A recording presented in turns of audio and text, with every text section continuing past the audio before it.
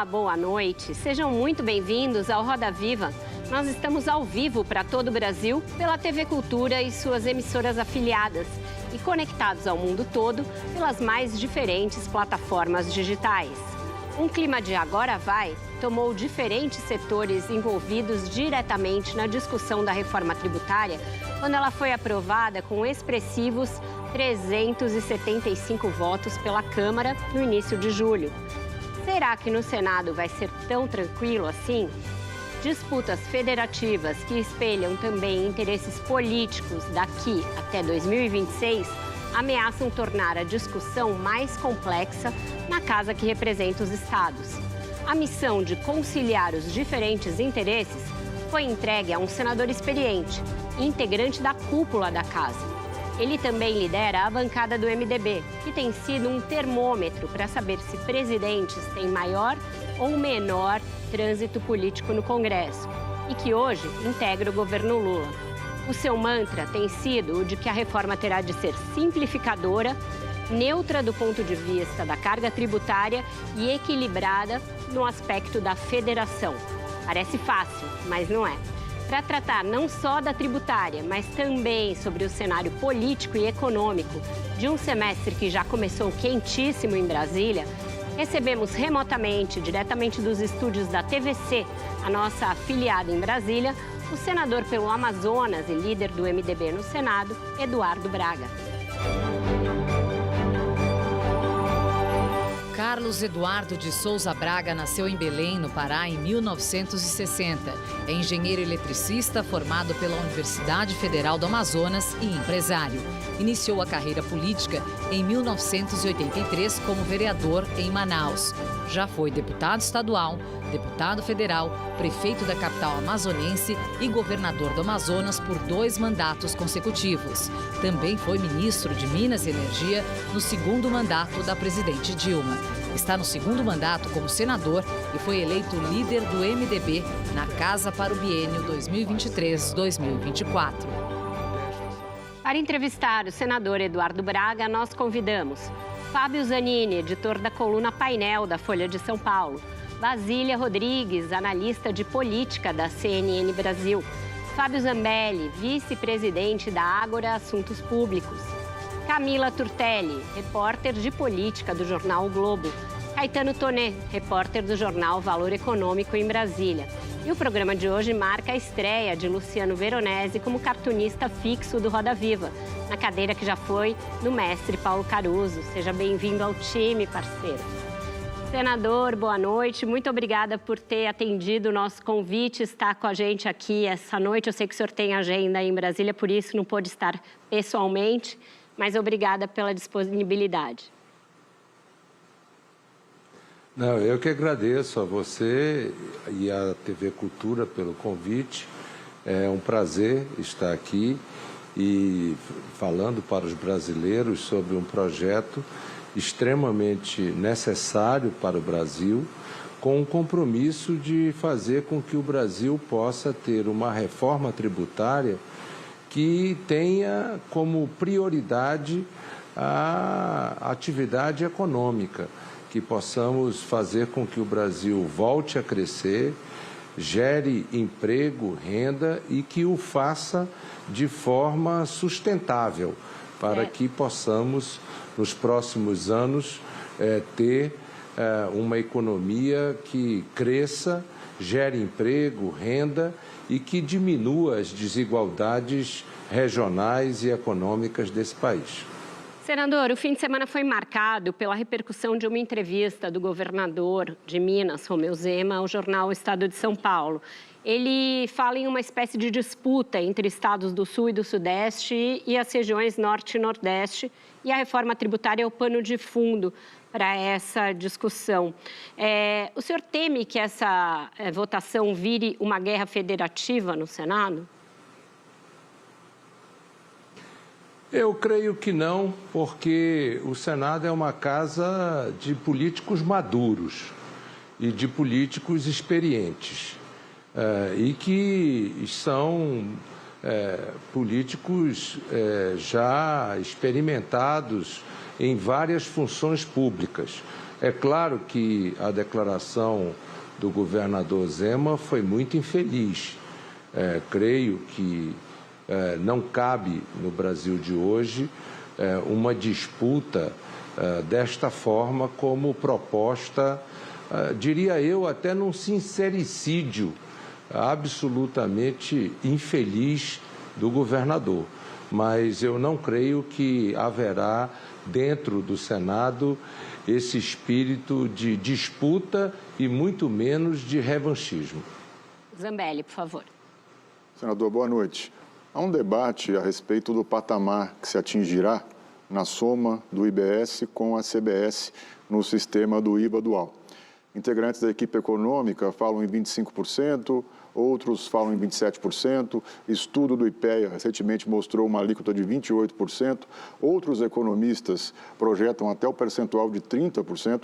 Essas alíquotas tornariam o IVA um dos maiores, se não o maior do mundo. Eu pergunto ao senhor, o Senado poderá propor uma alíquota teto com chances de ser mantida na Câmara? E queria também saber do senhor qual seria, se sim, qual seria o número mágico do senhor?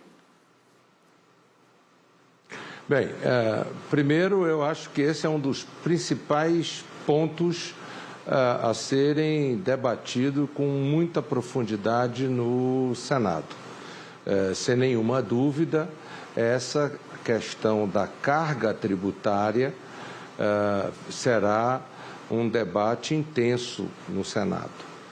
Muitos senadores se perguntam qual será a alíquota e que tamanho será essa carga tributária.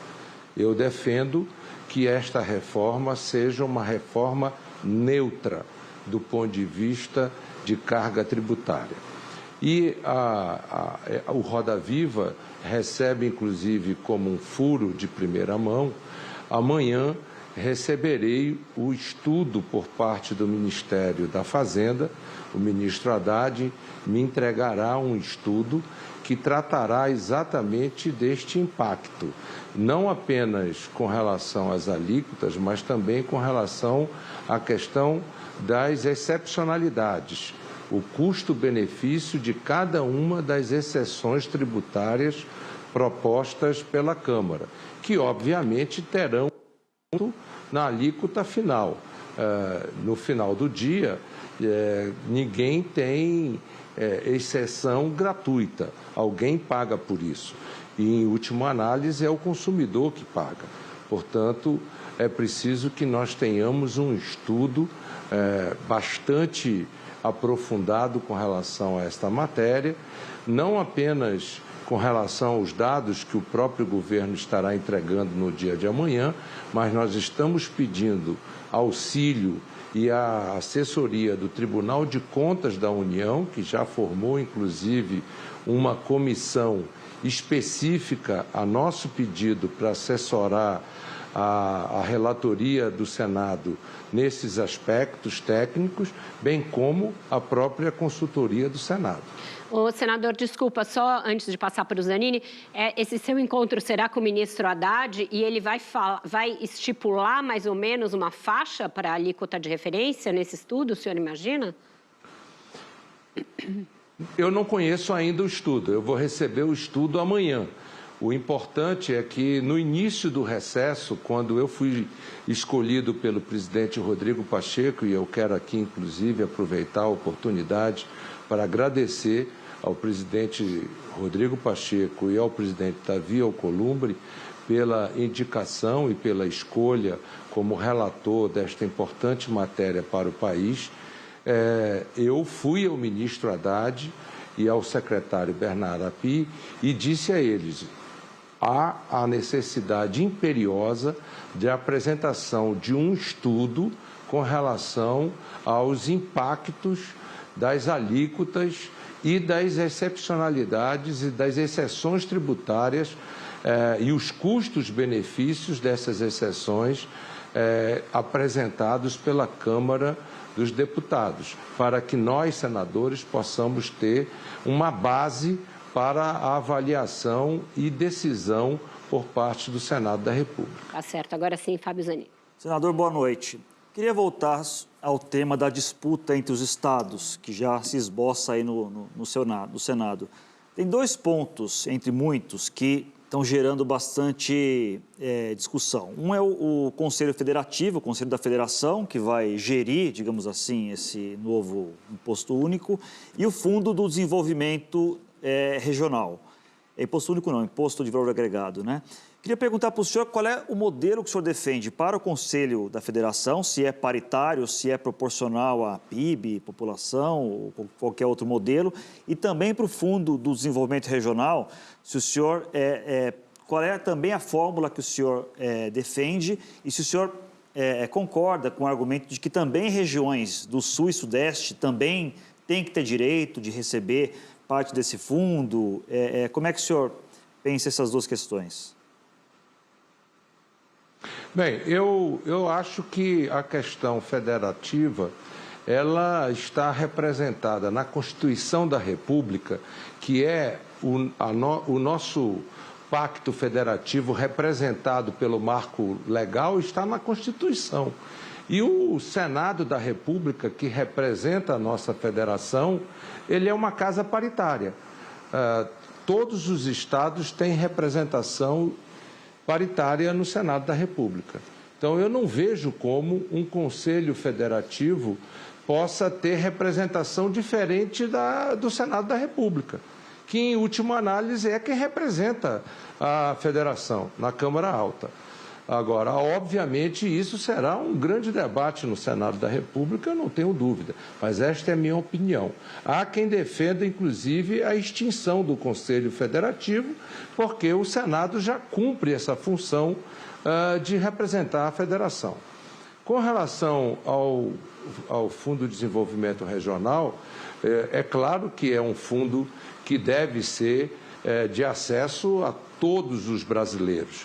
Agora, com critérios que possam diminuir as desigualdades regionais, que possam fomentar o desenvolvimento econômico, a geração de emprego, renda e compensar. É importante ser dito que esta reforma, ela tem uma mudança fundamental, é a mudança da cobrança do imposto entre a origem e o destino. E isso faz com que alguns estados tenham perdas na atividade arrecadatória gigantesca. O estado do Amazonas, o qual eu represento, que já está com a equação da Zona Franca muito bem construída no texto e até mesmo da questão da sua arrecadação e da sua compensação financeira, é um dos estados, é o estado, inclusive, que mais perde, mas outros estados também perdem de forma significativa. Mato Grosso do Sul, no Centro-Oeste, outros estados, o Espírito Santo também tem uma perda considerável. Agora, não é justo que se exclua nenhum estado do critério da partilha do desenvolvimento regional. É preciso ter um critério de forma a fazer com que o desenvolvimento aconteça em todo o território nacional, mas que, ao mesmo tempo, se possa diminuir as desigualdades e fomentar o crescimento econômico. Camila. Senador, boa noite, tudo bem? Senador, o ministro Fernando Haddad ele tem reclamado muito sobre essas exceções que foram criadas pela Câmara, que inclusive ele vai entregar um estudo para o senhor amanhã, como o senhor anunciou aqui. E essas exceções, né, são diversos setores aí da economia que vão ter uma alíquota reduzida ou até zerada. Eu queria saber, escutar do senhor, se o senhor acredita que vai ser possível reduzir essa lista de exceções, sendo que a gente sabe que a pressão para ampliar, na realidade, essas exceções é uma pressão muito grande. Então, eu queria saber do senhor se o Senado vai conseguir, de fato, reduzir essa lista de exceções colocada pela Câmara. O que eu creio é que o Senado terá que fazer um estudo de custo-benefício dessas exceções. Eu não sou contra, por ser contra as exceções. Ao contrário. Agora, acho que é preciso que se tenha um estudo muito competente com relação ao custo-benefício dessas exceções.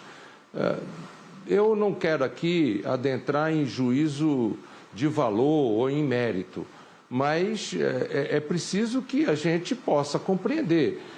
Vou falar aqui com relação à questão, por exemplo, de bares. Há uma citação de exceção a bares. Eu, sinceramente, acho que o Senado deverá se debruçar para entender com profundidade o que significa um regime tributário de exceção para bares, onde bebidas alcoólicas são comercializadas. De que forma isso pode ser positivo? Creio que esse tipo de análise vai acontecer com profundidade no Senado. Agora, o Brasil precisa saber com absoluta clareza e transparência, e eu acho que esse é um dos compromissos que nós estamos assumindo no Senado, de dar absoluta transparência e absoluto domínio a todos os senadores para que eles possam exercer o direito do seu voto sobre essa matéria com absoluto conhecimento do mérito de cada um dos artigos, de cada um dos incisos e de cada um dos impactos que nós daremos às decisões que tomarmos na reforma tributária. Basília Rodrigues. Senador, obrigada pela entrevista. O senhor falou num ponto fundamental, que é essa clareza de se explicar um tema tão complexo que é a reforma tributária. Quem está assistindo a gente agora quer saber o que vai ficar mais caro, o que vai ficar mais barato, o que vai ter mais tributo ou menos tributo. Esse texto que está aí, que saiu da Câmara dos Deputados, criou um imposto seletivo para desestimular produtos que causem mal à saúde, como o senhor bem tocou aí, bebidas, tabaco. Ao mesmo tempo, permite a alíquota reduzida para produtos agrícolas e alimentos para consumo humano. Ouvi de organizações ligadas à proteção, defesa da saúde das pessoas, que há dúvidas, por exemplo, se salsicha vai estar incluído nessa lista dos que vão pagar imposto reduzido, ultraprocessados, que, convenhamos, não são produtos assim que façam tão bem à saúde. O que o senhor já pode, de pronto, aqui na largada do seu relatório, da discussão deste assunto no Senado, dizer o que está dentro e o que está fora dessa lista de produtos para o nosso consumo e que vão pagar imposto mais barato? Basília, é preciso dizer que na emenda constitucional o que estará definido são grupos de produtos. Nós não estaremos definindo produto por produto. É claro que na Constituição não caberá dizer que determinado produto estará com um regime de exceção e outro não. Mas eu vou dar um exemplo. Na área de higiene, estabeleceu-se higiene pessoal como uma área de exceção tributária, né? E agora eu faço uma pergunta a você e ao telespectador brasileiro. Água sanitária, ela é fundamental, por exemplo, para higienizar os alimentos. E nós sabemos o impacto que isso tem na saúde pública. Quando a gente higieniza os alimentos, nós reduzimos o impacto na saúde pública de verminoses e outros efeitos colaterais da falta de higienização. Como água sanitária não é um produto de higiene pessoal, ele não está incluído, por exemplo, entre as exceções tributárias. Eu acho que seria justo que a higienização de alimentos estivesse incluído no caso em exceção tributária. Sabão. Eu acho mais importante excepcionalizar o sabão em pedra, por exemplo, do que o higienizador bucal. Eu acho que as pessoas de baixa renda precisam muito mais do sabão, não é? Portanto, é preciso que nós tenhamos esse conceito de forma muito clara no mandamento constitucional, porque em lei complementar é que nós vamos especificar produto por produto. Agora, os comandos das exceções estarão na emenda constitucional. E é esse o ponto central que nós teremos que debater com muito cuidado agora no Senado da República. Caetano. Boa noite, senador. Eu queria que o senhor falasse um pouco do polêmico artigo 20, que permite a estados criarem novos impostos para produtos primários e semi-elaborados. O senhor considera um erro numa reforma tributária que visa simplificar e diminuir o número de impostos a criação de uma brecha para novas taxas? Então, é uma pergunta muito importante e que merecerá, na minha opinião, uma grande reflexão no Senado. Creio que, como está redigido, ele sofrerá muitas emendas no Senado.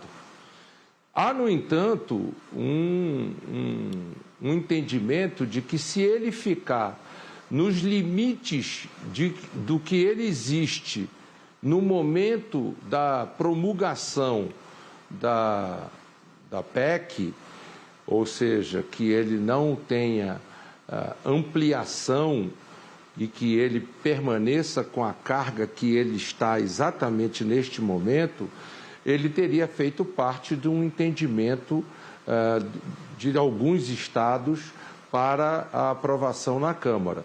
Mas eu lhe confesso de que este é um tema que haverá muita discussão no Senado da República.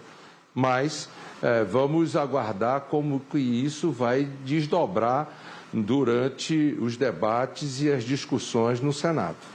Então, com isso, a gente fez uma primeira rodada aqui sobre a reforma tributária, vai para um breve intervalo e volta já já com mais detalhamento desse projeto que é importante para o bolso de todo mundo.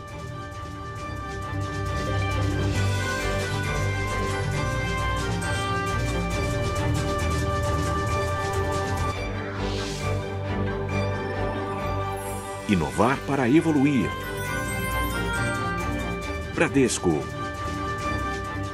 Eu sempre fui contra essas decisões pontuais em relação não só ao sistema tributário, porque quando você contempla um determinado segmento, outros também se julgam no direito. Então, o que nós precisamos é de simplificar o sistema tributário nacional, através de uma reforma tributária que consulte o interesse nacional. Agora, a verdade é que nós temos 27 unidades federadas, 26 estados e mais o Distrito Federal. Cada estado tem a sua reforma tributária na cabeça e quer alguma coisa que consulte o interesse dele, estado.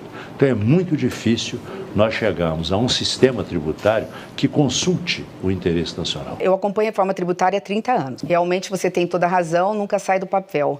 Mas eu quero pelo menos terminar esse programa dando uma notícia boa, né? Eu nunca vi, pela primeira vez isso aconteceu, está na CCJ pronta para ser votada, só não votou por falta de vontade política do atual presidente da República, que nem sabe o que é isso, ou a importância da reforma tributária no Brasil.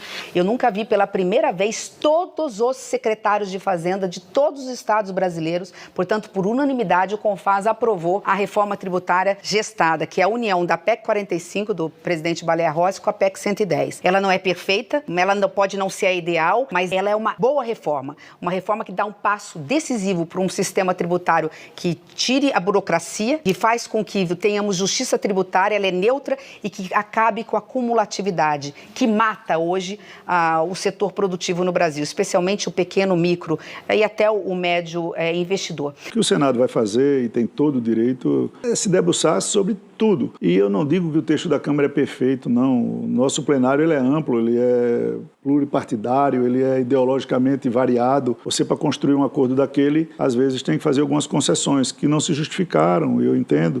É do processo. O Senado tem um bom relator, o senador Eduardo Braga é capacitado para isso, é um dos mais capacitados para isso. Conversa bem, tem bom raciocínio, eu sempre tive o melhor relacionamento com ele, o deputado Aguinaldo da mesma forma. Tem a confiança do Senado e eu espero que o Senado faça o melhor trabalho possível.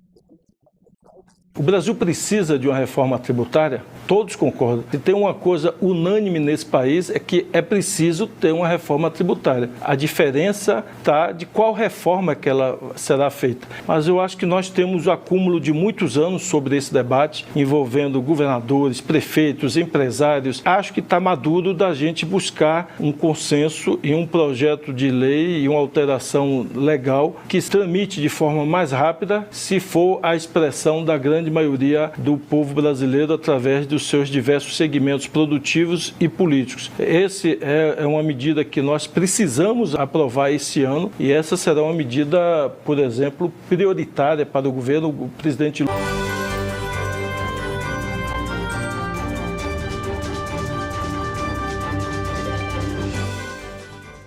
Estamos de volta com o Roda Viva, que hoje recebe o senador Eduardo Braga, líder do MDB no Senado e também relator da reforma tributária. Senador, mais do que saber que o senhor vai se encontrar com o ministro Fernando Haddad, me causou espécie o senhor dizer que o Conselho Federativo pode simplesmente cair na discussão do Senado, deixar de existir. O senhor disse que o Senado já cumpre esse papel federativo, mas esse Conselho ele terá, segundo o projeto, uma função muito específica que é de arrecadar todos os tributos e fazer a redistribuição por estados e municípios, algo que o Senado não tem como fazer, porque está dedicado a outras coisas. Nesse caso, essa função específica e muito importante ficaria concentrada na Receita Federal? Não, na realidade, o que eu quis dizer com isso é que a forma como estabeleceu-se um desequilíbrio interregional no Conselho Federativo, no colegiado de líderes do Senado, onde eu participo como líder do MDB, houve líderes que chegou ao extremo de propor, disse, olha, esse Conselho Federativo, da forma que está proposto, é melhor ter uma emenda que suprima ele. Ou seja, o sentimento no Senado é de que este Conselho, da forma que está, não permanecerá. Eu acho que ele será, portanto, um conselho que sofrerá emenda e, na minha opinião, ele deverá ser paritário para que nós possamos ter um reequilíbrio em todas as regiões e o equilíbrio federativo volte a se restabelecer. E aí não corre o risco de haver isso que o governador de Minas se queixa, que é uma subrepresentação de estados que concentram uma grande parcela da população? Não, porque, veja, o Conselho Federativo não é para a representação da população. Isso, pela Constituição da República, acontece na Câmara dos Deputados. Há um desvio de finalidade na interpretação desse Conselho Federativo. Tá certo. Camila, depois Fábio. Senador, queria voltar só um pouquinho na questão do imposto seletivo que a Basília trouxe, que é um imposto que vai incidir sobre bens e serviços que são prejudiciais à saúde e ao meio ambiente. E essa definição está um pouco genérica no texto da Câmara, né? Como o senhor disse, deve ser definido por meio de uma lei complementar. E daí, em paralelo, a gente tem a questão da energia elétrica, né? Tem um entendimento que vem do Supremo que energia elétrica é um bem essencial. E teve ali uma discussão na Câmara de tentar colocar esse entendimento no texto da reforma. Mas isso acabou não sendo incluído. E daí eu pergunto para o senhor, que já foi, inclusive, ministro de Minas e Energia, se o senhor pretende, de alguma forma, colocar no texto da PEC esse caráter essencial da energia elétrica para afastar qualquer possibilidade de que possa vir a incidir um imposto seletivo sobre isso. A sua pergunta é muito boa, porque o Brasil vive um momento extremamente importante no setor de energia. O Brasil, neste momento, está com seus reservatórios cheios de água, portanto, podendo produzir energia hídrica, portanto, com um custo de energia baixo. Nós não estamos em regime de bandeiras vermelha, nós não estamos despachando térmicas nesse momento, e o Brasil tem situações estruturantes que precisam ser enfrentadas no setor energético, até porque o Brasil precisará resolver alguns marcos extremamente importantes. Tenho conversado com o ministro Alexandre Silveira, tenho conversado com o próprio presidente Lula sobre o tema. Acho que esta questão da energia elétrica e do setor de energia, inclusive de matriz energética, deverá ser pauta de discussão e de debate, sim, na reforma tributária. Acho que o Brasil precisará tomar decisões extremamente importantes para a reestruturação do setor de energia e do setor elétrico. Mas qual seria o caminho dessa discussão sobre energia na reforma tributária? Não, eu acho que precisa haver uma discussão interna com o ministro Alexandre Silveira, com o setor de energia, com o setor elétrico. Acho que o Brasil precisa tomar algumas definições importantes. O mercado de gás é uma questão que a gente vem discutindo no Brasil já há algum tempo e não conseguimos colocar de pé. Veja que esta é uma janela de oportunidade extremamente importante para o país. Quando vivemos o período de crise hídrica, onde não tínhamos água nos reservatórios, e estávamos despachando e contratando termoelétricas a qualquer preço e a qualquer CVU, nós vimos o quanto isso custou ao consumidor brasileiro e o quanto isso custou à competitividade da economia brasileira. Portanto, se nós estamos falando de uma reforma tributária que pretende estabelecer questões estruturantes e competitivas para a economia, o setor de energia e o setor elétrico precisa ser discutido. Agora, eu não posso, no início do debate, apresentar uma solução. Sim. Acho que, no entanto, a energia e o setor elétrico precisam estar sendo debatidos, com certeza, na reforma tributária. Zambelli. Senador, queria voltar aqui ao Conselho Federativo. Esse formato que o senhor disse que é questionado hoje pelas principais lideranças partidárias no Senado, que privilegia ali a população, né, a quantidade de moradores por estado, ele foi, na avaliação do presidente da Câmara, Arthur Lira, e do próprio ministro Fernando Haddad, um dos fatores fundamentais na aprovação desse texto na Câmara, inclusive atraindo o apoio do governador de São Paulo, Tarcísio de Freitas, que era um crítico da reforma na reta final. Eu queria saber do senhor se, caso existam alterações, como o senhor está indicando que devem acontecer, na configuração do Conselho Federativo, levando em consideração outros fatores, inclusive equidade regional, o senhor acha que esse texto tem chances de perseverar, de prevalecer quando voltar à Câmara? E eu queria uma segunda pergunta sobre o Conselho Federativo ainda. O senhor acredita que há como fazer a distribuição dos créditos adquiridos sem a existência do Conselho? Se sim, qual seria esse formato? Eu acho que discutir formatos a esse momento é muito prematuro. Quero aqui aproveitar a sua pergunta para cumprimentar o trabalho que a Câmara dos Deputados realizou e a aprovação pela Câmara dos Deputados do texto da PEC 45. Quero aqui cumprimentar o presidente da Câmara, o deputado Arthur Lira, com quem já tive algumas oportunidades de trabalhar juntos.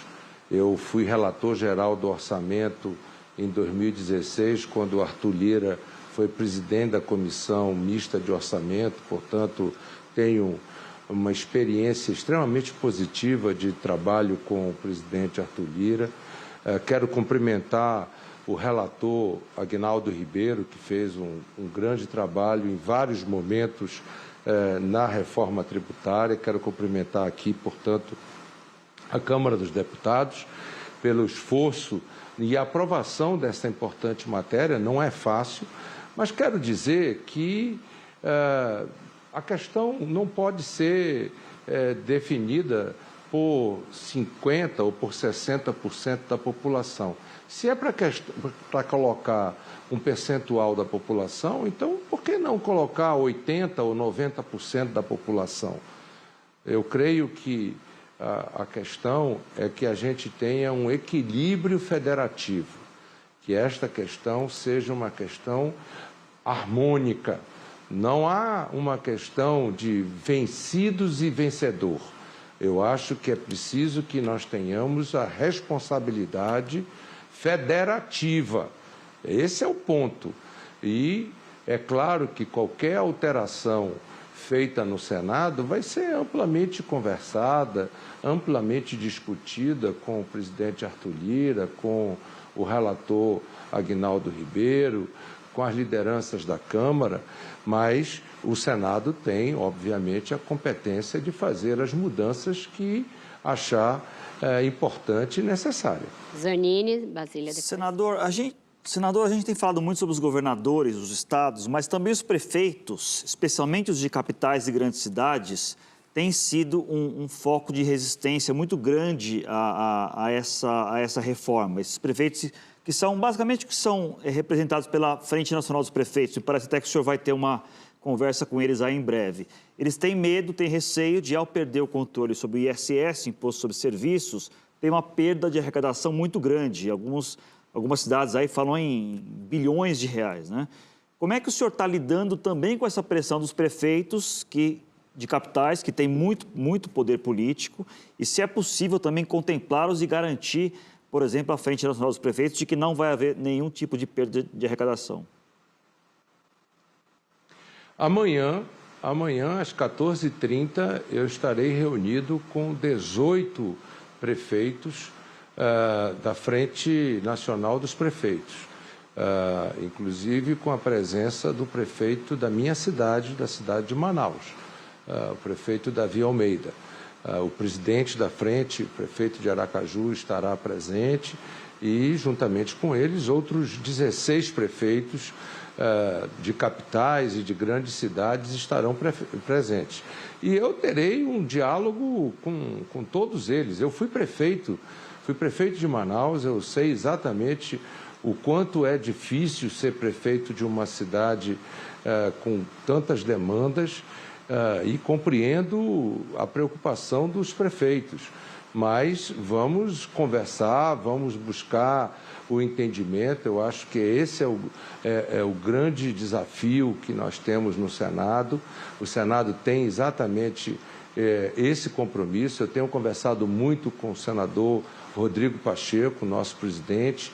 É um compromisso do senador Rodrigo Pacheco, inclusive, fazer uma sessão temática no plenário do Senado, convidando todos os governadores dos 27 estados para participarem de um amplo debate no plenário do Senado da República sobre a reforma tributária. E, juntamente com o presidente Rodrigo Pacheco, eu tenho cumprido uma agenda de conversas com estados, governadores de estados e as bancadas estaduais, as bancadas do Senado dos estados, ouvindo exatamente os problemas de cada um dos estados e levando em consideração também a questão das prefeituras, tanto das capitais quanto do interior do nosso país, porque, afinal de contas, as pessoas vivem nas cidades e é preciso que as cidades, os municípios, os estados estejam absolutamente atendidos nessa reforma tributária. Basília. Senador, eu gostaria que o senhor refletisse um pouco mais sobre as declarações que foram dadas pelo governador de Minas Gerais, Romeu Zema, nessa entrevista ao jornal O Estado de São Paulo. Eu vim muito curiosa para essa entrevista hoje para saber como um político que é da região amazônica recebeu uma declaração como esta, porque Zema compara o Nordeste a vaquinhas que produzem pouco, e aí numa outra declaração também, tratando-se de uma maneira mais vantajosa para os estados do Sul e Sudeste, mais uma vez ele coloca o Nordeste e também o Norte, que é onde está o seu estado, no fim da fila, né, daqueles que contribuem com o país. Você acha que esta declaração não soa como um alerta do que vocês, políticos, que são dessas regiões consideradas mais carentes, irão ouvir ao longo dessa tramitação? Um alerta de uma xenofobia interna, do quanto este embate será duro? Brasília, lamentavelmente, essa é uma realidade que nós imaginávamos que nós já tínhamos vencido. Porque essa era uma ideia do Brasil colônia, né? Que olhava para as nossas regiões do norte, nordeste do Brasil como um Brasil de segunda categoria, um Brasil de segunda classe. E nós não vamos nos comportar desta maneira. Nós queremos um Brasil igual para todos, um Brasil de oportunidades para nortistas, nordestinos, para o povo do Centro-Oeste, para o povo do Sudeste, para o povo do Sul. Nós defendemos um Brasil para todos e não vamos entrar nessa provocação infeliz de querer dividir os brasileiros. Nós não vamos fazer isso. Ao contrário, nós queremos nos unir em torno de um projeto que possa fazer com que o Brasil volte a crescer, que o Brasil volte a gerar emprego, renda, mas que o Brasil diminua as desigualdades regionais, que o Brasil diminua as desigualdades econômicas e que o Brasil seja um país de oportunidades para todos. Caetano. Senador, aproveitando que a discussão está no Norte e Nordeste, vou acrescentar o Centro-Oeste. O senhor acredita que a emenda que garante os benefícios fiscais às montadoras dessas três regiões, foi apelidada até de emenda Lula e derrotada por um voto na Câmara, deve retornar ao texto no Senado? Toné, eu acho que essa derrota por um voto foi muito mais uma falha de comunicação e uma questão já de cansaço na votação do que uma vontade do legislador de votar contra. Agora, acho que é preciso que se aprove essa questão no Senado com uma ênfase de novas tecnologias. Veja, a BYD é uma empresa de nova tecnologia. Ela se instalar no Brasil com benefícios ou com exceções tributárias para implementação de uma nova tecnologia e uma nova fronteira automobilística é uma questão. Uma outra questão é você prorrogar os incentivos de tecnologias já amortizadas, já vencidas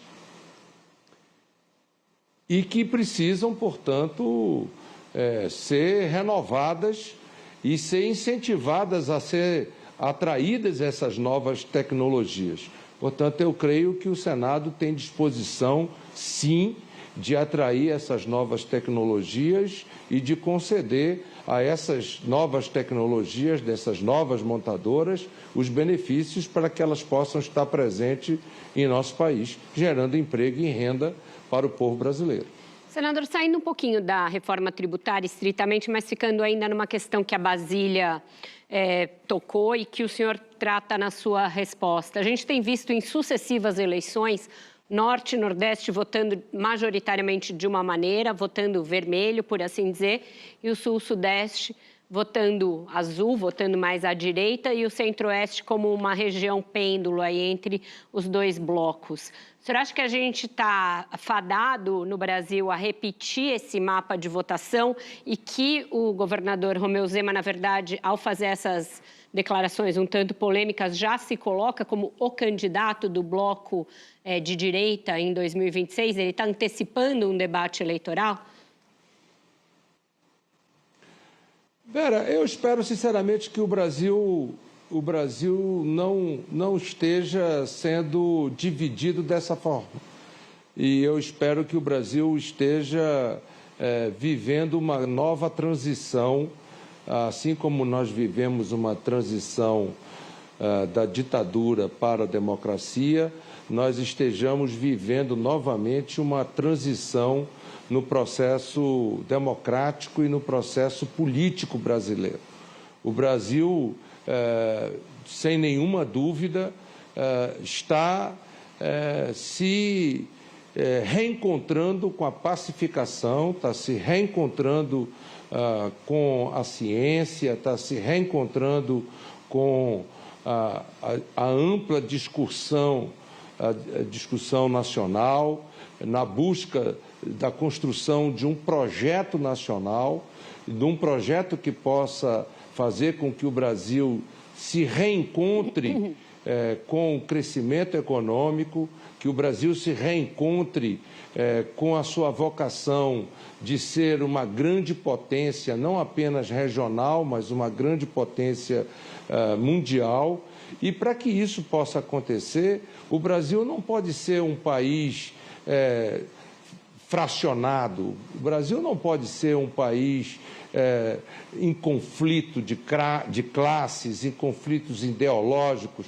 Nós temos que ter a capacidade de dialogar e de conversarmos todos, colocando em primeiro lugar o interesse nacional, colocando em primeiro lugar o interesse do nosso povo e colocando em primeiro lugar o interesse de fazer com que o Brasil reduza a pobreza, o Brasil possa vencer o desemprego. Eu te digo, Vera, nesta última eleição, em 2022, eu caminhei o meu Estado e eu estou na política há 42 anos. Eu comecei em 1982 como candidato a vereador.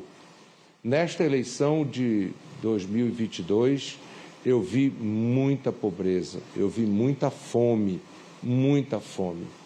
E eu posso dizer a você que o Brasil estava vencendo a fome e vencendo a miséria.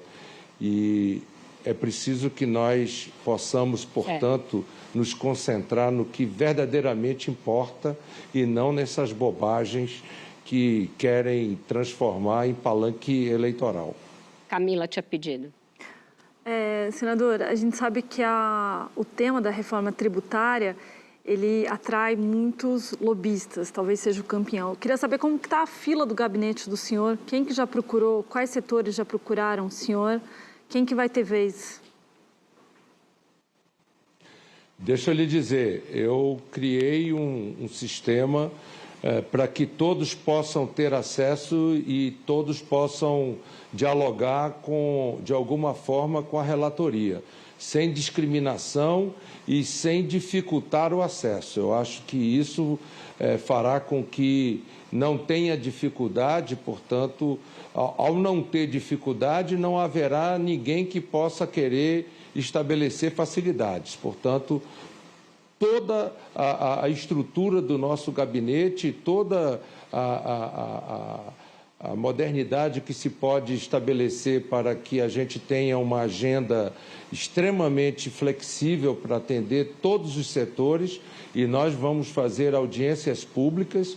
Eu estarei apresentando o plano de trabalho com as audiências públicas, onde todos os setores serão ouvidos e todos poderão externar os seus posicionamentos, as suas reivindicações, exatamente como um antídoto a qualquer um desses lobbies que, às vezes, ao contrário de contribuir, prejudicam a construção de uma reforma que seja equânime, equilibrada e neutra para o contribuinte. Zambelli.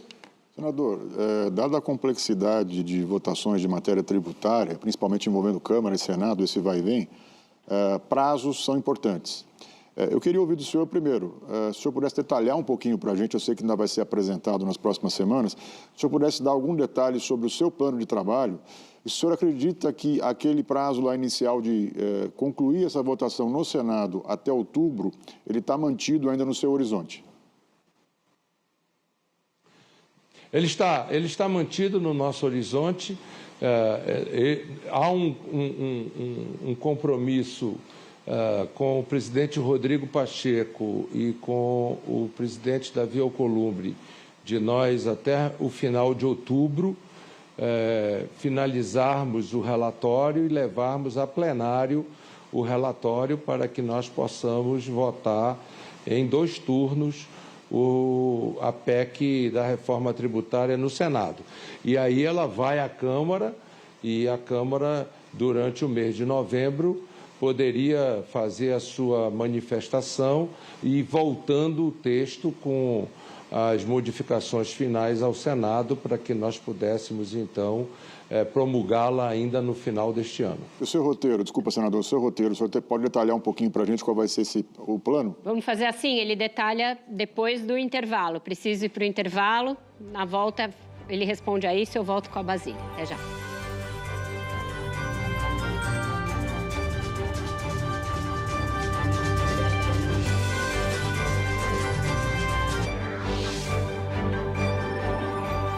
Inovar para evoluir. Bradesco. Eu sempre fui contra essas decisões pontuais em relação não só ao sistema tributário, porque quando você contempla um determinado segmento, outros também se julgam no direito. Então, o que nós precisamos é de simplificar o sistema tributário nacional, através de uma reforma tributária que consulte o interesse nacional. Agora, a verdade é que nós temos 27 unidades federadas, 26 estados e mais o Distrito Federal. Cada estado tem a sua reforma tributária na cabeça e quer alguma coisa que consulte o interesse dele, estado. Então é muito difícil nós chegarmos a um sistema tributário que consulte o interesse nacional. Eu acompanho a reforma tributária há 30 anos. Realmente você tem toda a razão, nunca sai do papel. Mas eu quero pelo menos terminar esse programa dando uma notícia boa, né? Eu nunca vi, pela primeira vez isso aconteceu, está na CCJ pronta para ser votada, só não votou por falta de vontade política do atual presidente da República, que nem sabe o que é isso, ou a importância da reforma tributária no Brasil. Eu nunca vi pela primeira vez todos os secretários de Fazenda de todos os estados brasileiros, portanto, por unanimidade, o CONFAS aprovou a reforma tributária gestada, que é a união da PEC 45 do presidente Baleia Rossi com a PEC 110. Ela não é perfeita, ela não pode não ser a ideal, mas ela é uma boa reforma, uma reforma que dá um passo decisivo para um sistema tributário que tire a burocracia, que faz com que tenhamos justiça tributária, ela é neutra e que acabe com a cumulatividade, que mata hoje o setor produtivo no Brasil, especialmente o pequeno, micro e até o médio investidor. O que o Senado vai fazer, e tem todo o direito, é se debruçar sobre tudo. E eu não digo que o texto da Câmara é perfeito, não. O nosso plenário ele é amplo, ele é pluripartidário, ele é ideologicamente variado. Você, para construir um acordo daquele, às vezes tem que fazer algumas concessões que não se justificaram, eu entendo. É do processo. O Senado tem um bom relator, o senador Eduardo Braga é capacitado para isso, é um dos mais capacitados para isso. Conversa bem, tem bom raciocínio, eu sempre tive o melhor relacionamento com ele, o deputado Aguinaldo da mesma forma. Tem a confiança do Senado e eu espero que o Senado faça o melhor trabalho possível.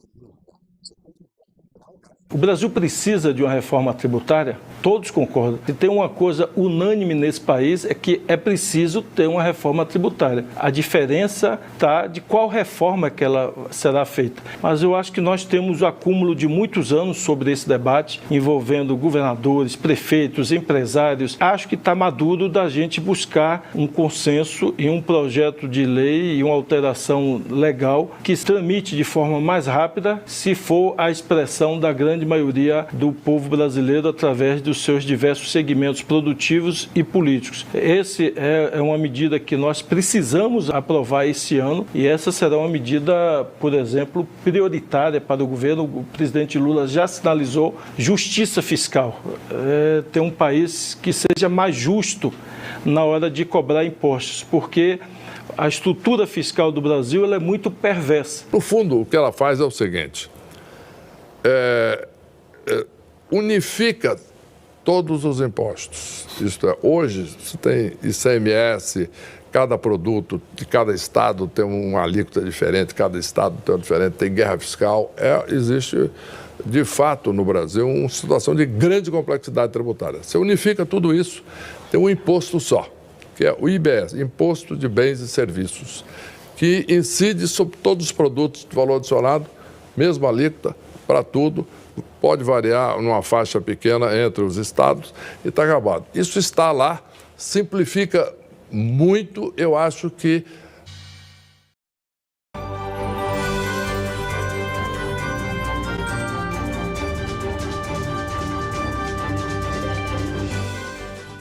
Voltamos com o Roda Viva, então ficou faltando do bloco passado o senador detalhar rapidamente o seu cronograma de trabalho para a reforma tributária.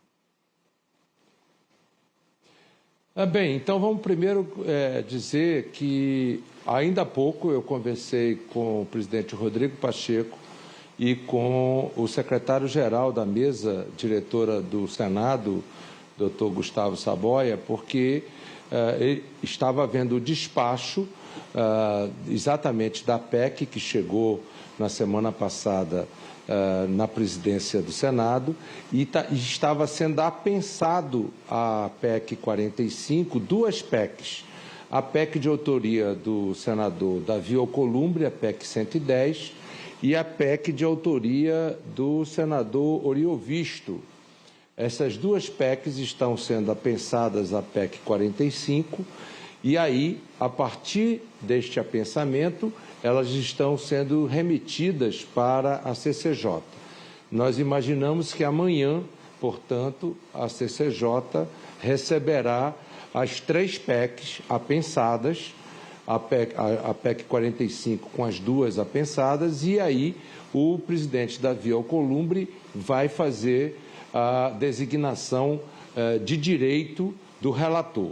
Feito isso, eu vou apresentar o relatório, o plano de trabalho, que basicamente estabelecerá 8 audiências públicas segmentadas. Essas audiências públicas ouvirão cada um dos segmentos para que nós possamos ter as opiniões, enfim, e os debates dos diversos setores da economia brasileira.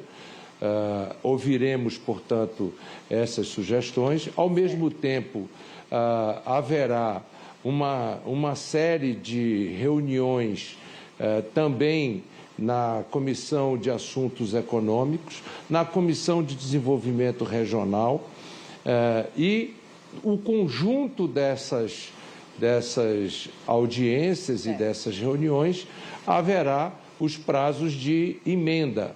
E aí, no começo do mês de outubro, nós começaremos a apresentar os relatórios prévios para que, finalmente, no final de outubro, nós possamos apresentar o relatório final para deliberação na CCJ e, logo a seguir, no plenário do Senado da República. Tá certo, Basília.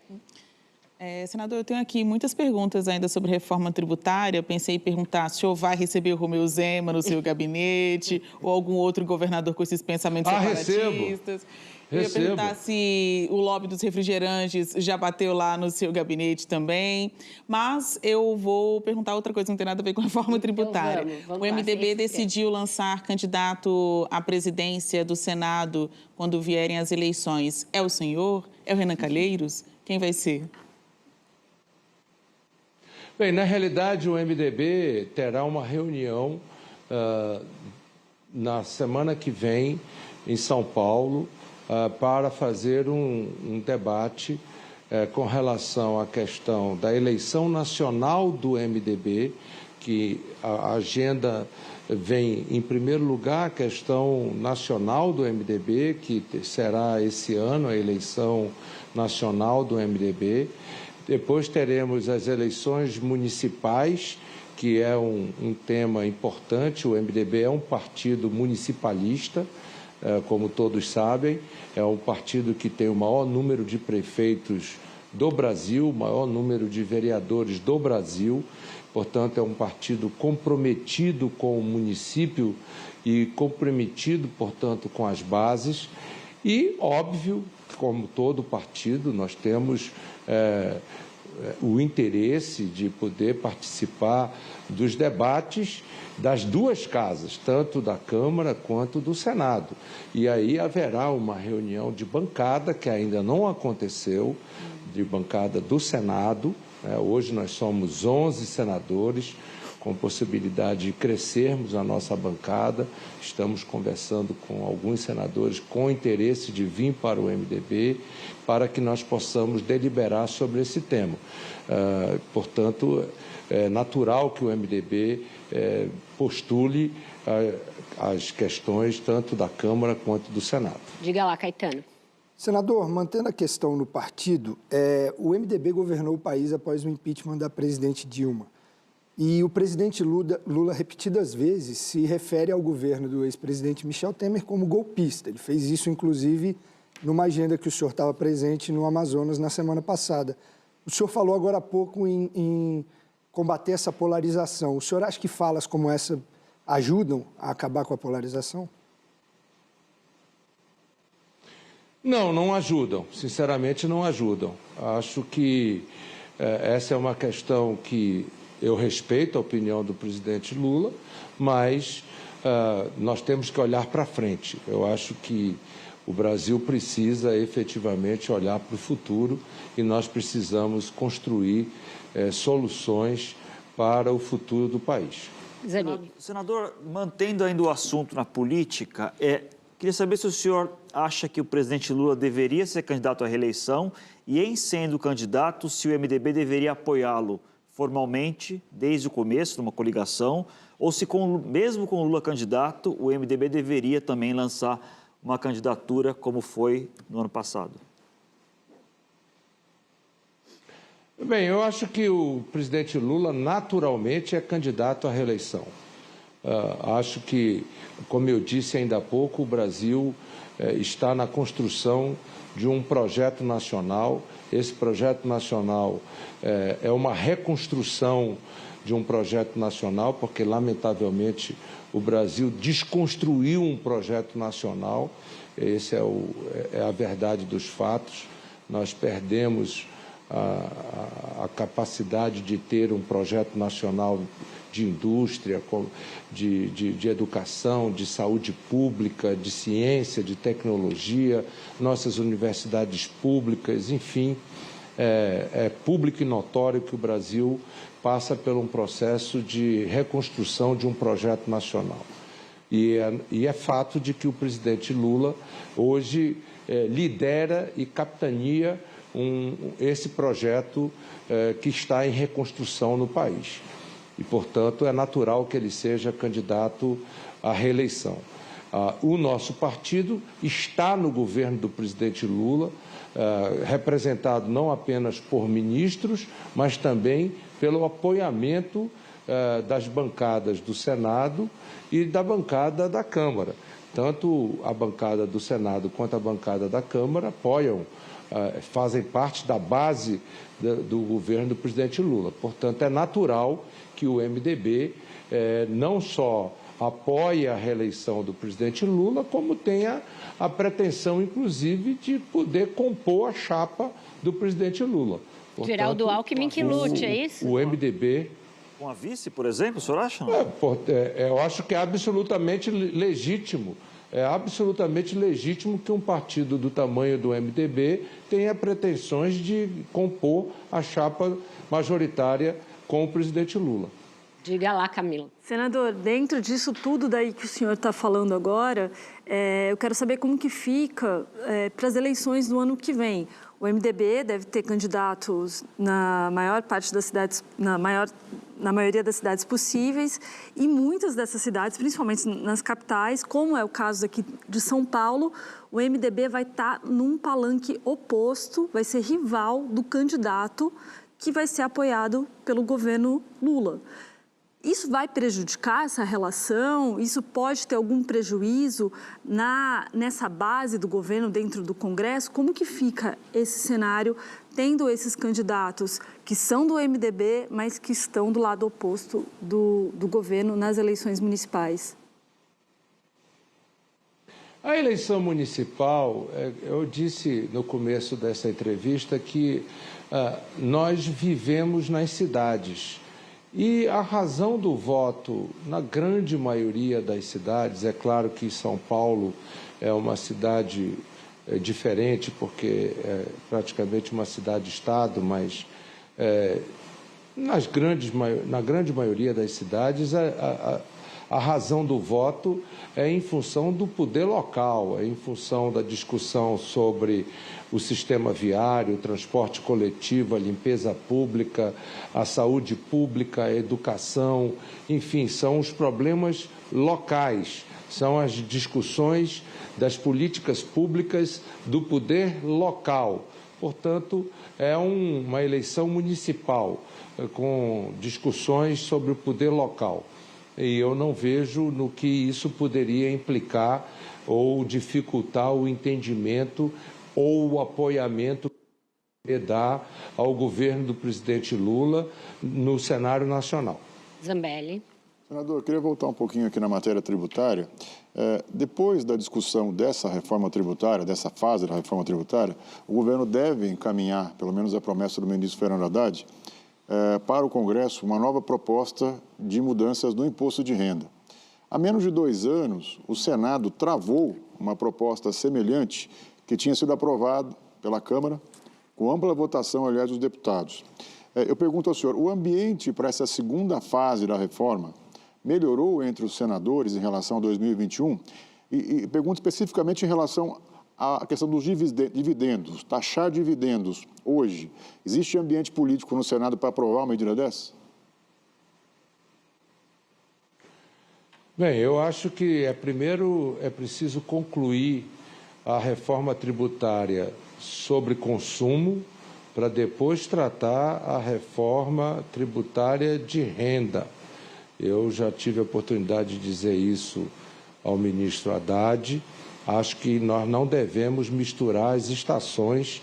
Isso criaria confusão, tiraria o foco e poderia uma prejudicar a outra, né? Portanto, acho que pirão quente, na minha terra, a gente diz o seguinte: pirão quente a gente come pela beira. Ninguém mete a colher quente, a colher no meio do pirão quente, não, porque a gente pode, além de queimar a boca e a língua, a gente pode se engasgar. Então, eu acho que o certo é a gente concluir a reforma sobre os impostos de consumo e aí enfrentarmos a questão do imposto de renda. Agora, eu queria dizer uma coisa: no Brasil é vergonhoso, o imposto de renda se transformou em imposto sobre salário, não é imposto sobre renda. Agora, para que se possa tributar dividendos, é preciso que se reduza a carga tributária sobre a pessoa jurídica. Você não pode fazer uma bitributação exagerada, porque aí você vai aumentar a carga tributária do setor produtivo. Cabe mais uma nesse bloco. Quem havia... E isso... desculpa, senador, eu achei que o senhor tinha concluído, por favor. E aí você vai acabar aumentando a carga tributária sobre o setor produtivo e afastando os investimentos. Portanto, é importante dizer, eu sou a favor do imposto sobre renda. Portanto, tributar dividendos é importante, mas é preciso equilibrar isso, de reduzir a tributação sobre as pessoas jurídicas, aumentar a isenção sobre a pessoa física, né? Hoje, a pessoa física paga imposto sobre salários muito baixos, e isso não é justo do ponto de vista social.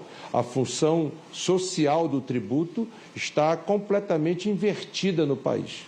Então, em nome da neutralidade do tempo aqui do Roda, eu vou para o intervalo e volto já já com mais senador Eduardo Braga.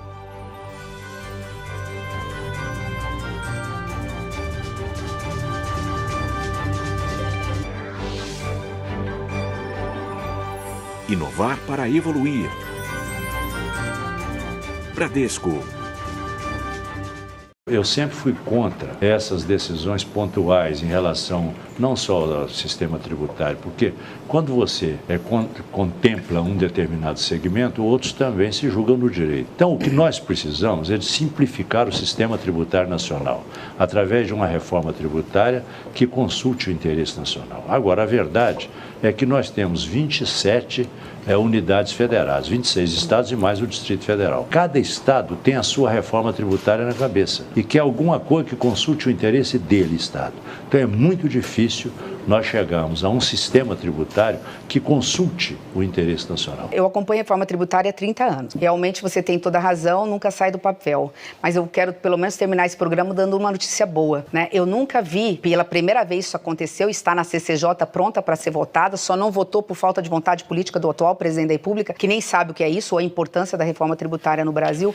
Eu nunca vi pela primeira vez todos os secretários de Fazenda de todos os estados brasileiros, portanto, por unanimidade, o CONFAS aprovou a reforma tributária gestada, que é a união da PEC 45 do presidente Baleia Rossi com a PEC 110. Ela não é perfeita, ela não pode não ser a ideal, mas ela é uma boa reforma, uma reforma que dá um passo decisivo para um sistema tributário que tire a burocracia, que faz com que tenhamos justiça tributária, ela é neutra e que acabe com a cumulatividade, que mata hoje o setor produtivo no Brasil, especialmente o pequeno, micro e até o médio investidor. O que o Senado vai fazer, e tem todo o direito, é se debruçar sobre tudo. E eu não digo que o texto da Câmara é perfeito, não. O nosso plenário ele é amplo, ele é pluripartidário, ele é ideologicamente variado. Você, para construir um acordo daquele, às vezes tem que fazer algumas concessões que não se justificaram, eu entendo.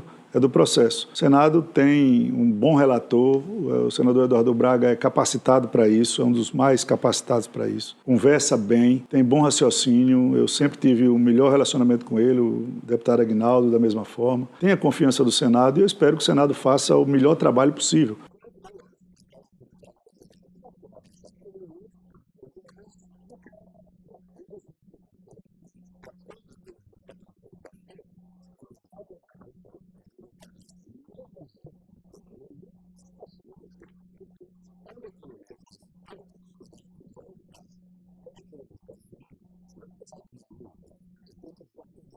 O Brasil precisa de uma reforma tributária? Todos concordam. Se tem uma coisa unânime nesse país é que é preciso ter uma reforma tributária. A diferença está de qual reforma que ela será feita. Mas eu acho que nós temos o acúmulo de muitos anos sobre esse debate, envolvendo governadores, prefeitos, empresários. Acho que está maduro da gente buscar um consenso e um projeto de lei e uma alteração.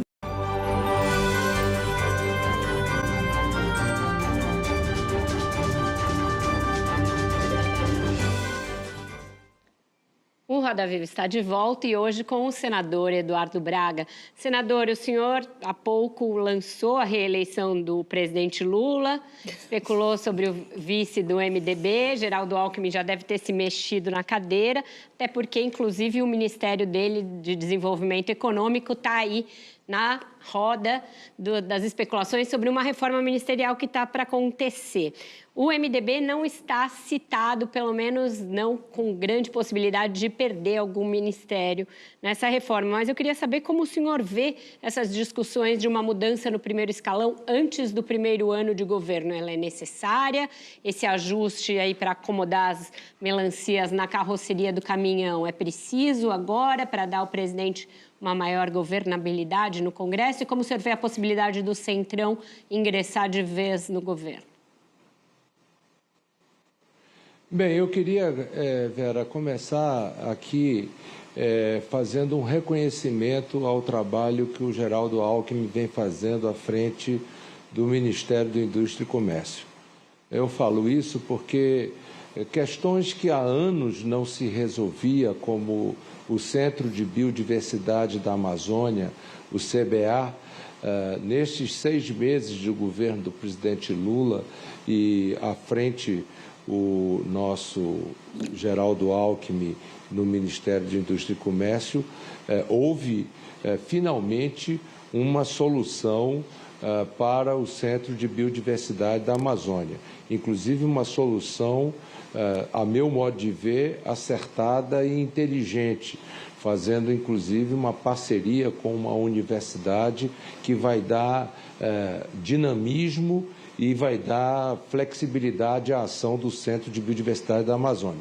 Portanto, eu quero aqui reconhecer o esforço e a dedicação que o Alckmin vem emprestando ao Ministério de Indústria e Comércio. Agora, a questão ministerial é uma decisão do presidente da República. O Executivo é representado pelo voto direto da população ao presidente da República. E o presidente da República tem a liberdade de, a qualquer momento e a qualquer hora, fazer as mudanças que entender necessária no Ministério. E isso não apenas para ampliação de base, ou até mesmo para que possa performar melhor na sua avaliação aquele ministério ou aqueles ministérios que ele entender que deve fazer as substituições.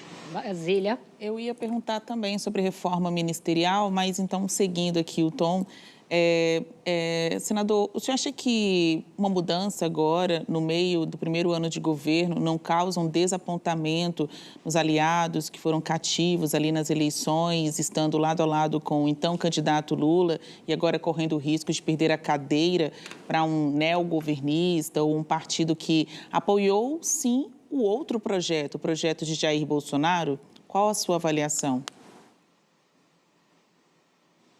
Não, eu acho que essa questão ministerial, repito, é uma decisão do presidente da República. Ele tem a competência, ele tem, não mais, além da competência, ele tem o direito dado pelo povo brasileiro quando o elegeu presidente da República para formar o governo de acordo com as convicções e os compromissos assumidos com o povo. Diga lá, Toné. Senador, eu queria entender, como o senhor foi líder do governo Dilma no Senado, se o senhor acredita que mudou muito a maneira de fazer articulação política e a sua avaliação da articulação política do atual governo com o parlamento. Sem dúvida, isso mudou. À época, nós vivíamos exclusivamente um governo de coalizão. Hoje, além do governo de coalizão, de fato, houve um fortalecimento do Congresso Nacional. O Congresso ganhou muito mais protagonismo e muito mais poder nos últimos anos, seja do ponto de vista orçamentário, seja do ponto de vista do protagonismo do Congresso Nacional nas matérias econômicas, nas matérias administrativas, até mesmo nas matérias de costumes. o Congresso efetivamente ganhou um protagonismo muito grande. E isso fez com que a composição da base aliada fosse cada vez mais complexa e cada vez mais híbrida. E isso é uma diferença do que acontecia há alguns anos atrás. Camila pediu quase todo mundo ao mesmo tempo. Vai, Camila. Tá. Senador, no começo do ano, foi até numa entrevista que o senhor concedeu para a gente, o senhor falou que o governo precisava de estratégia para criar uma relação, para ter a governabilidade com o Congresso. E isso foi, inclusive, dentro do contexto do fim do chamado orçamento secreto da RP9. E sobre essa estratégia, nessa conversa, o senhor citou apoio a projetos de interesse dos parlamentares, alinhamento com as bancadas temáticas, bancada do agro, bancada da saúde, o senhor citou, inclusive. Na opinião do senhor, o governo avançou nessa estratégia? Isso está mudando? O governo tem aprendido como dialogar com o Congresso? Eu creio que sim, e os resultados estão mostrando que sim. Quando nós conversávamos sobre isso, nós vivíamos alguns momentos tensos nas votações, principalmente na Câmara. Nesses últimos meses, temos visto que os resultados do governo, tanto na Câmara quanto no Senado, tem demonstrado que o governo tem avançado nessa articulação e que as questões estão cada vez mais tendo resultados positivos. Vou na ordem alfabética, Zambelli e depois Zanini. Senador, existe uma expectativa, e eu acho que em alguns estados e municípios já consolidado na União também, de que exista uma queda de arrecadação por conta da atividade econômica. Eu queria saber do senhor, que tem defendido que a reforma seja neutra, como é que o senhor avalia uma tentativa que pode vir do governo de, eventualmente, fatiar alguns itens, como, por exemplo, a questão dos juros sobre o capital próprio, a questão dos fundos exclusivos, como o ministro Haddad tem falado, né? Se teria espaço no Senado para discutir, fora do contexto de uma reforma, a aprovação de alguns pontos para melhorar a receita já em 2023, 2024, porque existe uma preocupação com relação às contas públicas e o marco fiscal precisa ser cumprido, o marco demanda arrecadação. O senhor acha que é possível que o Senado aprove, fora do contexto da reforma, alguns temas que gerem aumento da arrecadação? Depende do tema. Eu acho que dependendo do tema, há espaço sim. Há um consenso, tanto no Senado e creio até que na Câmara, de que essa questão da receita é fundamental para que o arcabouço fiscal, que deve ser votado pela Câmara nos próximos dias, fique de pé. E esse arcabouço, ele tem um papel fundamental na tração econômica, porque esse arcabouço fiscal, afinal de contas, é quem assegura a queda da inflação, é quem assegura a queda do câmbio, é quem assegura, portanto, a queda da taxa de juros, fundamental para que nós possamos ter uma capacidade de financiar a economia brasileira e fazer com que a economia cresça, a geração de emprego e renda aconteça e que nós possamos efetivamente rampar a economia para a sustentabilidade de um crescimento duradouro no país. Zanini. Senador, sempre que se fala de reforma tributária, um tema que aparece é a Zona Franca de Manaus, que é defendida com unhas e dentes por praticamente toda a gama política do Amazonas, da extrema esquerda, da extrema direita, todo mundo se une para defender aí os benefícios da Zona Franca de Manaus. O senhor, como amazonense, como é que o senhor vê a maneira como a Zona Franca foi tratada, está sendo tratada, como ela veio do relatório da Câmara? O senhor acha que ela está bem preservada, protegida, entre aspas, para manter a sua competitividade? Ou o senhor, como relator, pretende reforçar, incluir algum benefício novo, algum mecanismo novo de proteção para que a Zona Franca não perca a competitividade? Fábio, se não tivesse resolvido a questão da Zona Franca, muito provavelmente eu não seria o relator desta matéria, porque é óbvio que o meu compromisso com o meu Estado e com o meu povo me colocaria na linha de frente na questão da sobrevivência do meu Estado. Mas eu queria aproveitar a sua pergunta para responder para o povo brasileiro o que representa o projeto Zona Franca de Manaus. O projeto Zona Franca de Manaus é, na realidade, o maior programa de conservação ambiental que o Brasil possui. A maior floresta em pé do mundo é a floresta do estado do Amazonas. 96% de um estado que tem 1,5 milhão de quilômetros quadrados de floresta está preservada graças a um modelo de desenvolvimento econômico sustentável que não pressiona a floresta. Tanto é assim que a Organização do Comércio Mundial apoia os incentivos fiscais da Zona Franca de Manaus. Por quê? Porque eles entendem que esta é uma forma de poder gerar emprego e renda sem fazer o desmatamento da floresta amazônica. Ao mesmo tempo, é preciso dizer que o Brasil tem um agronegócio e tem a produção de agronegócio que possui graças aos rios voadores que esta floresta produz.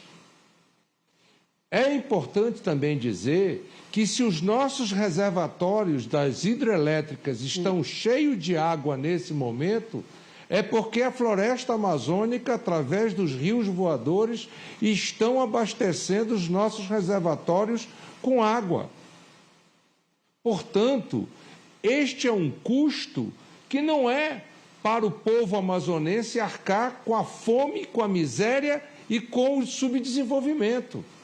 É um custo para que todos nós brasileiros possamos cobrar do mundo pelo que nós prestamos de serviço ambiental. Porque chega deles, americanos, europeus, apontarem o dedo para nós depois deles terem destruído todas as suas florestas e olharem para nós sem reconhecer a importância que nós temos no amortecimento do clima mundial. Quando nós estamos vendo a Europa enfrentar uma temperatura no seu verão de 42, 44, 45 graus, 49 graus, como chegou a registrar, aonde o aquecimento global deixa de ser uma balela e passa a ser uma realidade, eu pergunto, o que eles estão pagando de serviços ambientais à floresta amazônica? Certo. O que eles estão pagando de serviços ambientais ao povo brasileiro? Mas nós somos capazes de ter uma Zona Franca de Manaus. E olha, não é o maior benefício fiscal que existe no Brasil. Com isso, então, a gente fecha... nós não vamos precisar mexer na questão da Zona Franca de Manaus no Senado da República.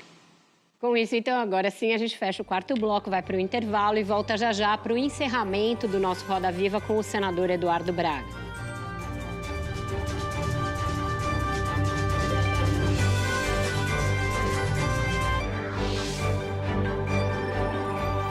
Inovar para evoluir.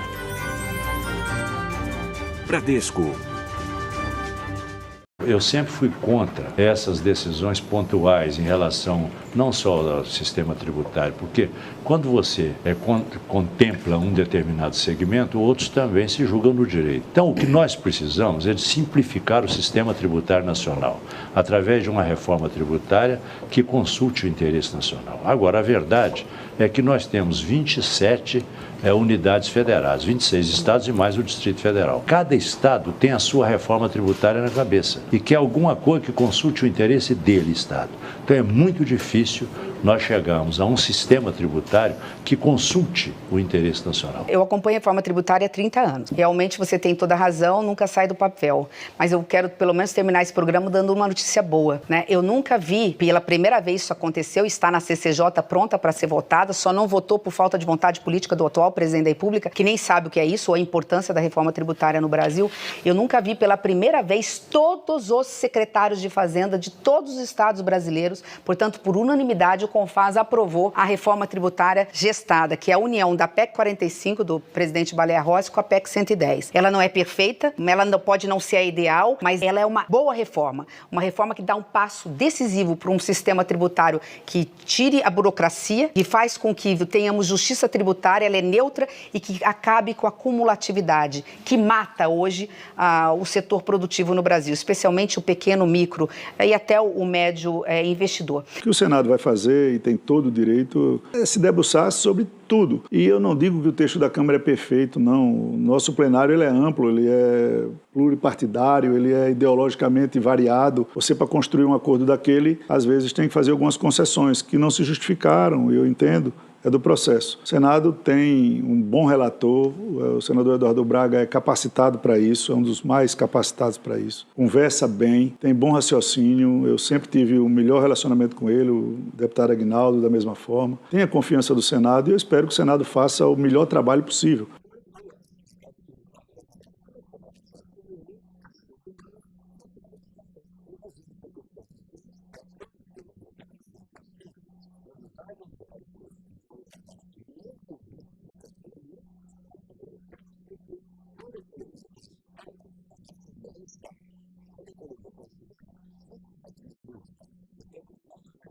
O Brasil precisa de uma reforma.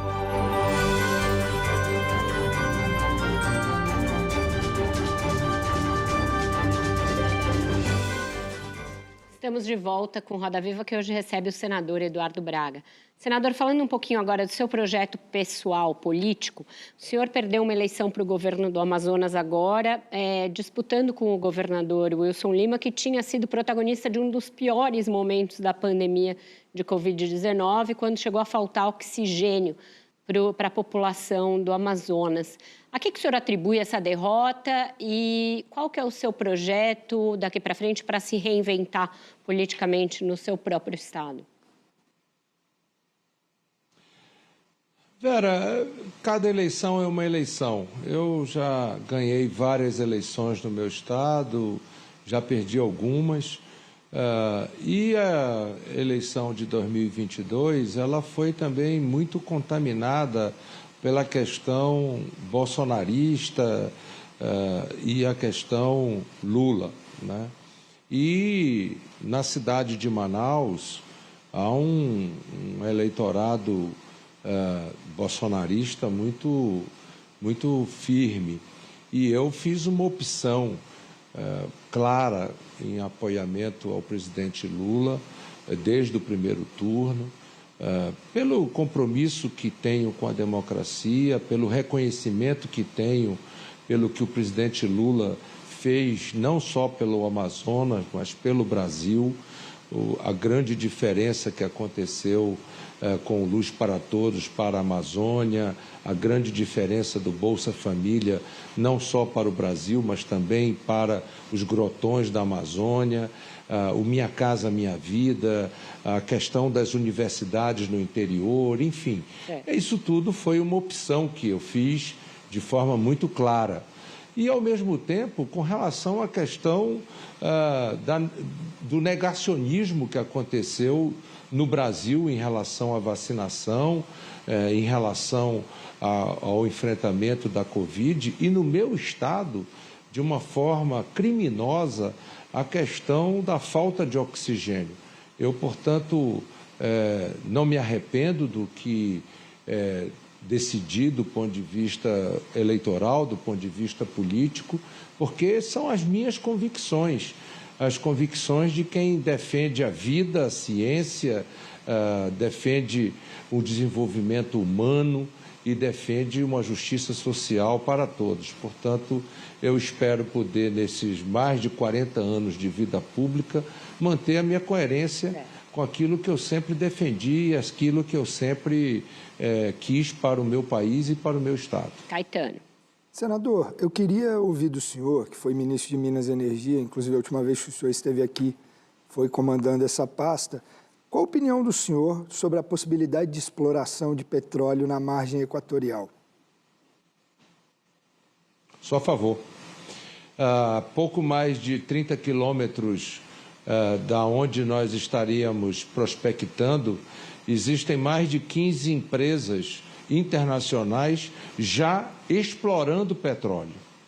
E mais, esta faixa equatorial está a quase 500 quilômetros da foz do Amazonas. Portanto, absolutamente distante da foz da bacia amazônica. Chama de foz do Amazonas por uma questão geográfica, mas ele não está situada na foz da Amazônia, na foz do Amazonas.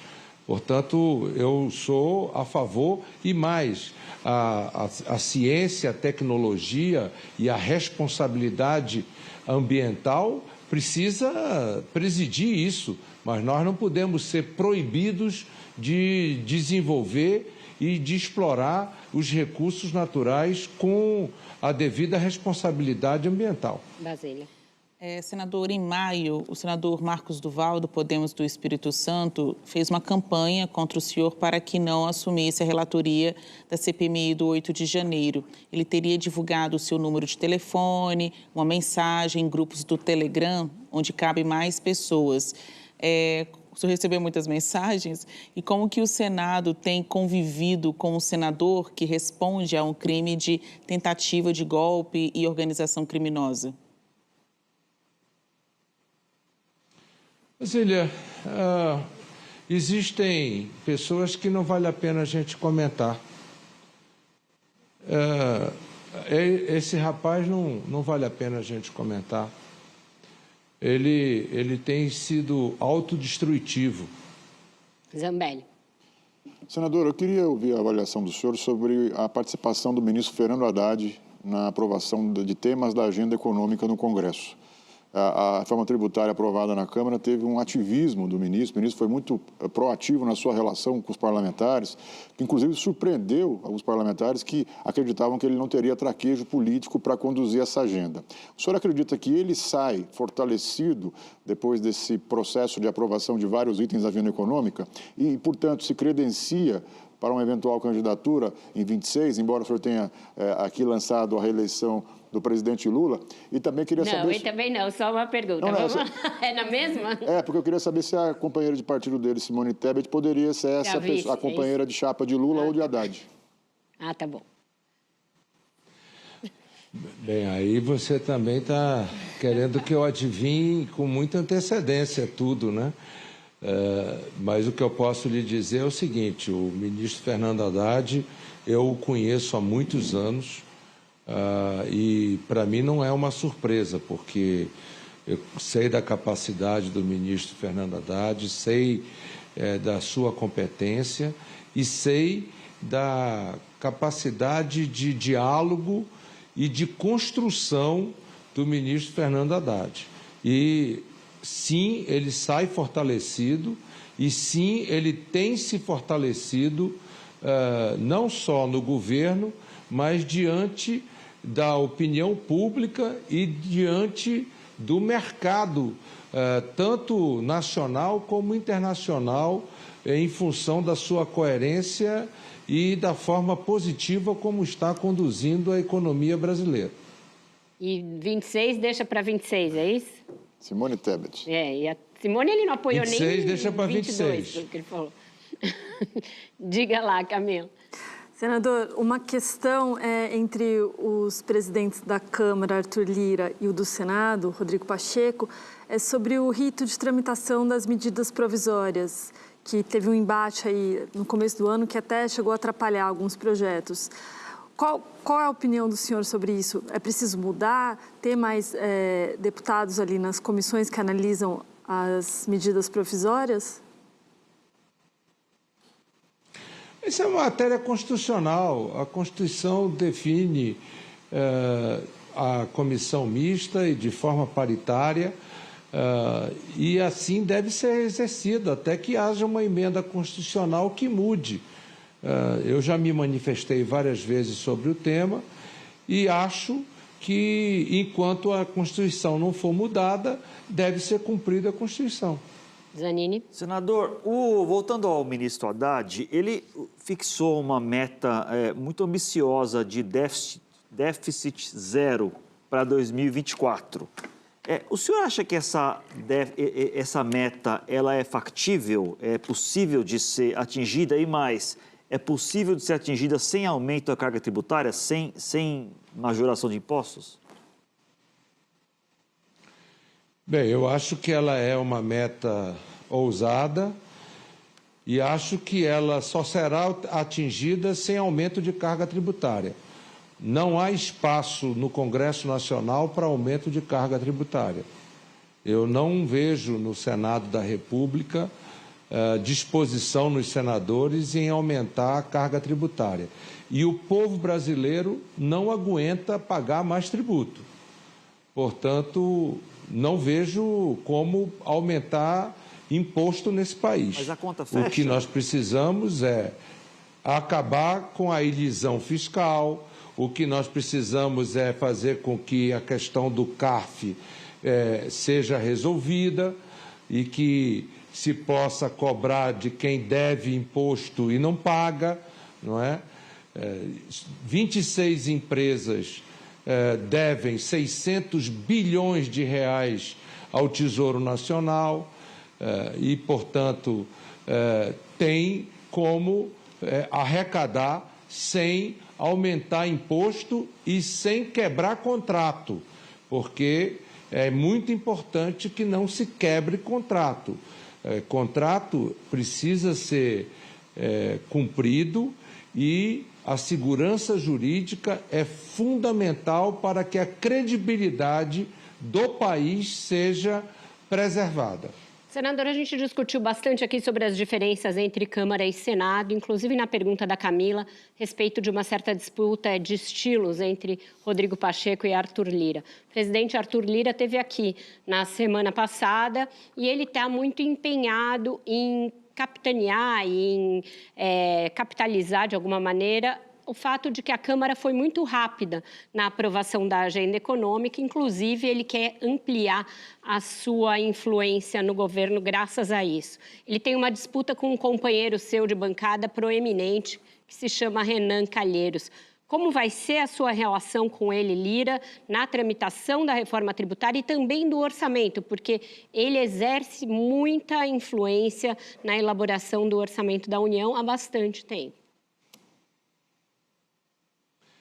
Não, veja, eu sou amigo de Renan Calheiros, tenho uma relação com Renan de 30 anos, mas isso não dificulta o meu diálogo com o Arthur Lira. Eu tenho um bom diálogo com o Arthur Lira e há uma questão institucional que precisamos tratar com a responsabilidade de quem tem o compromisso de relatar uma matéria que precisa ser aprovada pelas duas casas. Matéria constitucional, ela precisa ser aprovada nas duas casas.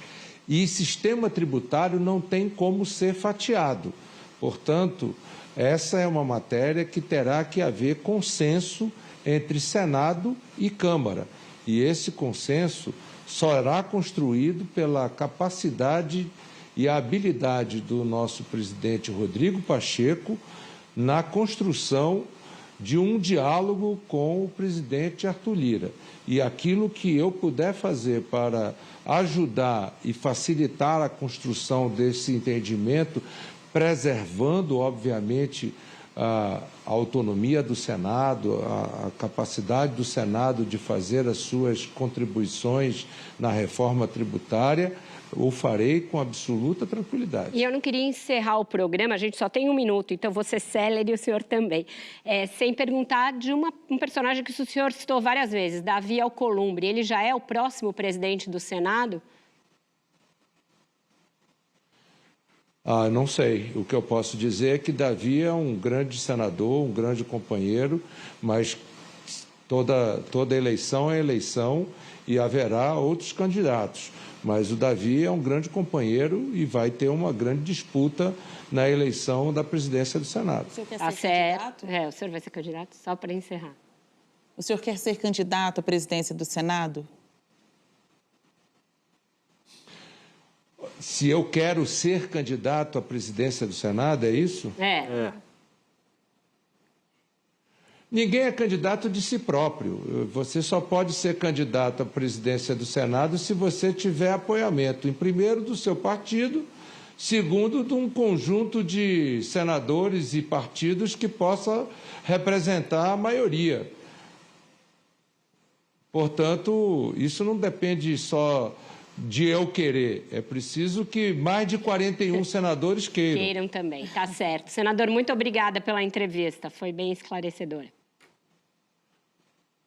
Obrigado, eu que agradeço.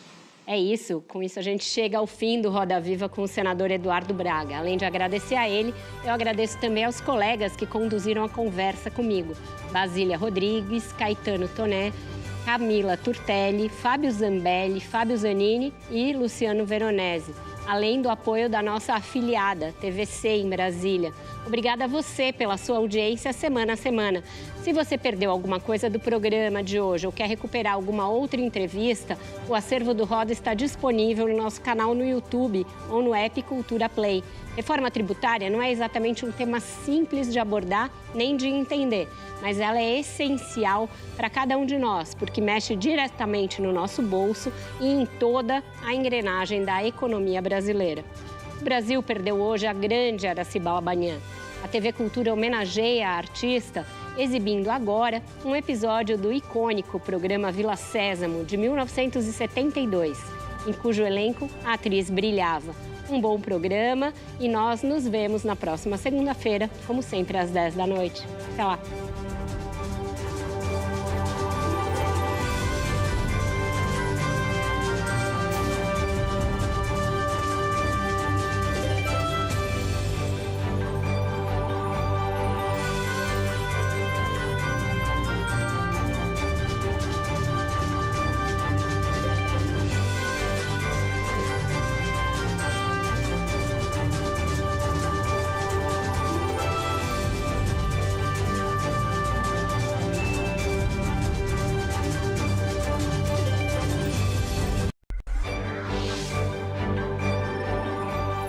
Inovar para evoluir. Bradesco.